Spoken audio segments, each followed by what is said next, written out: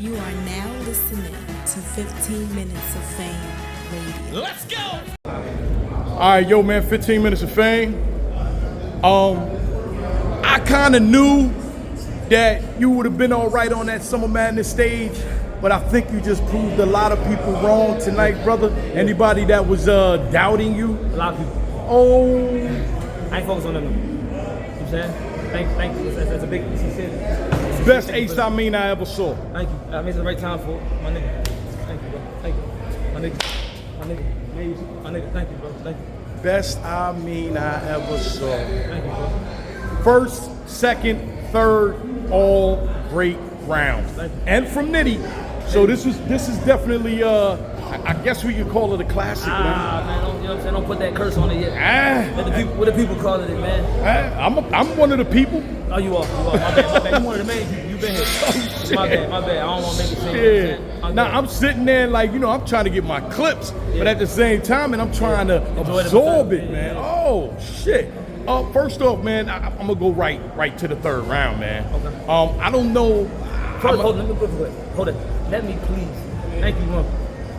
There you go, right there too. Thank you for the opportunity. I was talking about your camera. Thank you, for the opportunity. He ain't had to take. He could battle anybody you want, bro. This nigga's literally the greatest in the world, bro. Literally, bro. And for the nigga to come and step outside for me, bro. I can't go ahead. My bad. Shout out to Rum for that. Yeah. You and again, man, like the third round, man, pretty impactful.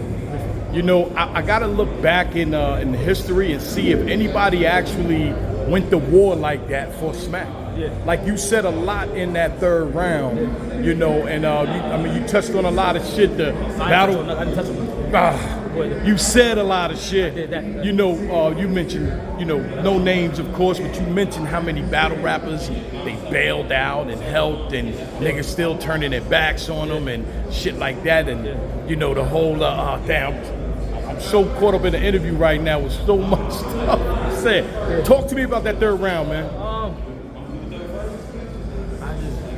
I really appreciate the niggas, man. You know what I'm saying? I got a really good bond with the niggas. Personal, but business-wise, I ain't did nothing but did good business with them. You know what I'm saying? So, niggas be under siege business-wise.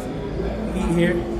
Like I said, it was 88 events. Like, niggas don't realize 88 events is 88 opportunities for families to be fed. I don't care what anybody say, man. I'ma always be appreciative for a nigga from the street that was recording battles, being able to afford other niggas the opportunity to not have to do street shit, to not have to be outside risking their lives and their freedom in order to get paid, to feel like there's an avenue that you can express yourself in the truest form in terms of lyricism and not.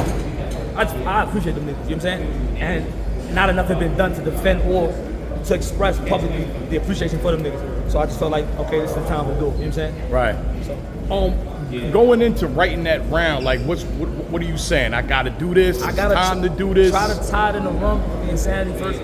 Everything I said was true though. I didn't embellish nothing. The whole scenario with me he going to jail last year and then me having health issues. Mm-hmm. Like, I've been diagnosed. I've known about that for years, but it flared up really bad last year. And them niggas was paying for treatment for me. You know what I'm saying? Like niggas don't know that. And it's not something that you just speak when you just I didn't actually go to the treatment because it was an inpatient, like one I would have to go to for the extended amount of time.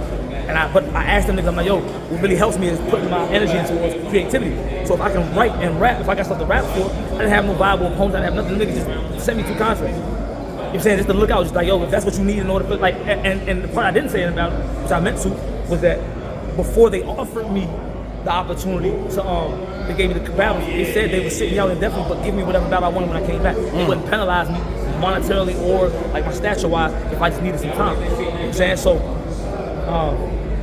and not enough is said like that. So it's just like, let's offer the other side of the coin. It's not really technically no offense to nobody. It's just I see niggas under attack. Nobody specific, even the names that are said. It's no offense to niggas. You know what I'm saying? It's literally like, let's just make an example of all the ways that events don't happen if these niggas ain't out here putting this shit on. So that was is it one of those things where people are quick to say something bad when something bad happens, but don't say something publicly good? Yeah. Entitlement, ungratefulness, a lot of things that we all experience in varying degrees. Mm-hmm. And sometimes you just complacency. Like you get so used to things happening. Like when we, example, we got used to having an event every other week. Right. During the peak of COVID. And when it didn't happen now, like niggas is like, oh, it fall. It's like, no, that was just an aberration. That was being done because there was no content to be done. There was not a lot of content. So it's like you push it up and you do all this content because you're fulfilling a gap because nobody else was doing it. You know what I'm saying? Well, who else was doing it? So now that that's not the circumstances, niggas is acting like that was the norm. That was never the norm. You know what I'm saying? And that comes from complacency. You just get used to something and you take it for granted. You know what I'm saying? So I just wanted to speak on us. We do it as battlers, as league owners, and whoever. Like no one's exempt. You know what I'm saying? Right. So speak. You know what I'm saying? They don't get to rap. You get to say that. They don't get to put that shit in bar form. You know what I'm saying? So. And I know a lot of people get on that stage and they'll put Smack in the bar and diss him or whatever the case may be. But you know, it's rare when somebody gets up there and do what you just did and actually give them praise for what they've done for you. Yeah. So that was really in itself really fire. Yeah, and that's not to say they're perfect either. Of course. I'm not to say that. That's not to say they're perfect. It's not to say that everything they do is right. I don't agree with every move. It's not that. But them my niggas making wrong moves. Right. That's the side. That's the side. That's my side. Right. There's no in between. I'm you all real. You know what I'm saying? That's my side. And it has nothing to do with Beasley being your cousin and Smack being your brother, right? It has everything to do with that. Of course. So that in the round too, bro. No, that was hilarious when you started off the round like that too. So, and again, man, I saw Smack, man. You can see the expression on his face, like it was almost like, yeah, come on, you know, maybe even like Talking finally, shit. you know what I mean? Shit. Yeah, like somebody's actually, you know, talking about the good shit.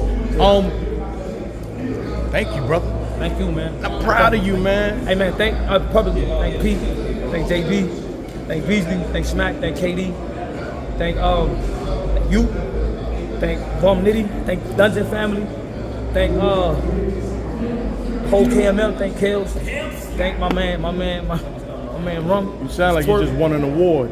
Thank I won't publicly say this shit, man. None of this happens, bro. Right. I could be dead, bro. I'm really could be dead, bro. Like I like every day, bro. I really be fighting shit, man. I be going through shit, man. And I ain't gotta be here. You know what I'm saying? I could. It's a million ways I ain't gotta be here. I might not be here tomorrow. If I fucked up today, it might have been the last time you saw me here. You know what I'm saying? So, respectfully, I just want to thank everybody. It's not everybody, man. I probably people I'm forgetting, man. But And like I told you, trophies, most shit, everything, trophies.com. You know what I'm saying? Thank everybody, man. and like I told you, a lot of people didn't think you belonged on that stage, and I told you yesterday, you're gonna have to prove them wrong. Yeah. And how do you feel? Do you feel like? I don't know, bro. I'm so in the moment. I don't even know what niggas was reacting to. Come on, man. I seen you reacted, and you know you saw them with that crowd. Bro, that was shit as a blur. Like I don't. Oh, Bro, I don't. You know what I'm saying? Like it seemed like they was pleased with it. It was a great back and forth, bro. I don't want to use the C word. I'm not using, but it was a great back and forth, man. yeah, And definitely. it was punching through everything. I tried my hardest to try to diffuse that shit. It didn't work. Good battling motherfucker. That's a good rapping ass nigga. I feel like I want him. Sure, let me say that on record.